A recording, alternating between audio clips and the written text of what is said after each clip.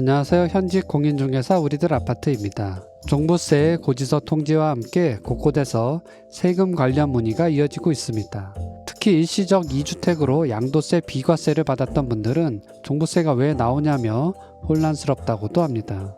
그럼 시작하기 전에 구독, 좋아요 눌러주세요. 종부세 과세 대상자가 100만 명 가까이 된다고 합니다. 지난해와 비교해 28만 명이 더 늘었고 이 중 1세대 1주택자 가운데 종부세가 나온 사람도 13만 2천 명이나 된다고 합니다. 그만큼 서울의 집값 상승세가 높았다는 증거로 생각되네요. 주택분 종부세는 전국 주택 합산 공시가격에서 기본 공제금액을 빼고 공정시장가액 비율을 곱한 금액에 부과가 됩니다.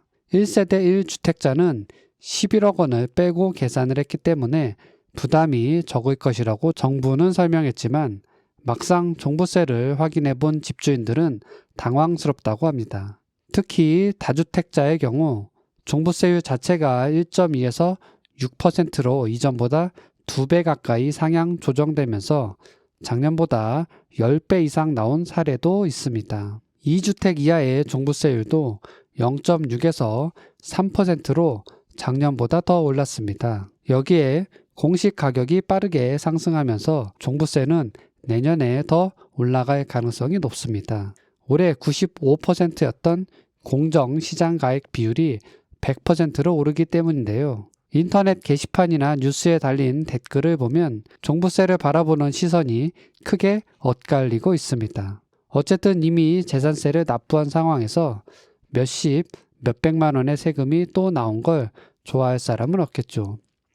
올해 나온 종부세에 대해 부담을 느낀 분들 중 일부는 내년을 더 걱정하고 있습니다.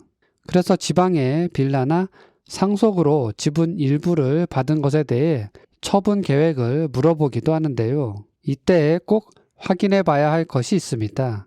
바로 종합부동산세 기준일인데요. 재산세와 마찬가지로 종부세는 6월 1일을 기준으로 세금이 부과됩니다. 때문에 만약 연말에 매각 계획을 세우고 내년 매매를 계획했다면 적어도 22년 5월 31일까지는 잔금이 모두 마무리돼야 합니다. 만약 내년 6월 1일 이후에 2주택 중 하나를 매매 계약했다면 연말에 다시 다주택자로 종합부동산세가 나오게 됩니다. 올해 이미 이와 비슷한 사례들이 곳곳에서 들려오고 있습니다. 일시적 2주택 비과세를 받기 위해 매매를 한 분들 가운데 6월 1일 이후 매매가 마무리된 분들은 이미 명의가 넘어갔음에도 21년 종부세를 계산할 때 이전 집이 포함된 것으로 세금이 나옵니다. 양도세는 비과세 기간에 들어갔지만 종부세는 기준일을 넘겼기 때문입니다.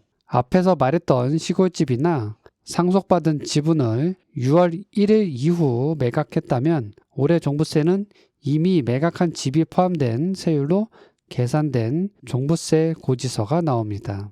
정리하자면 만약 올해 종합부동산세가 너무 많이 나와 앞으로 도저히 대책이 안 나오는 분들이라면 부동산 포트폴리오를 수정하거나 매매 계획을 서두르는 게 좋습니다. 물론 대선 이후 종부세에 대한 논의가 커질 수도 있습니다. 하지만 선거 이후 법을 수정한다 해도 소급 적용까지는 쉽지 않은 과정이 남아있기 때문입니다. 만약 매매를 계획했다면 22년 5월 31일까지 잔금이 마무리돼야 한다는 점을 꼭 기억하시기 바랍니다. 다주택자분들 가운데 그래도 아직은 집값 상승분에 비해 견딜만 하다는 분들도 있지만 실거주 1주택이 15억 이상 되면서 늘어난 세금이 부담되는 분들도 있습니다.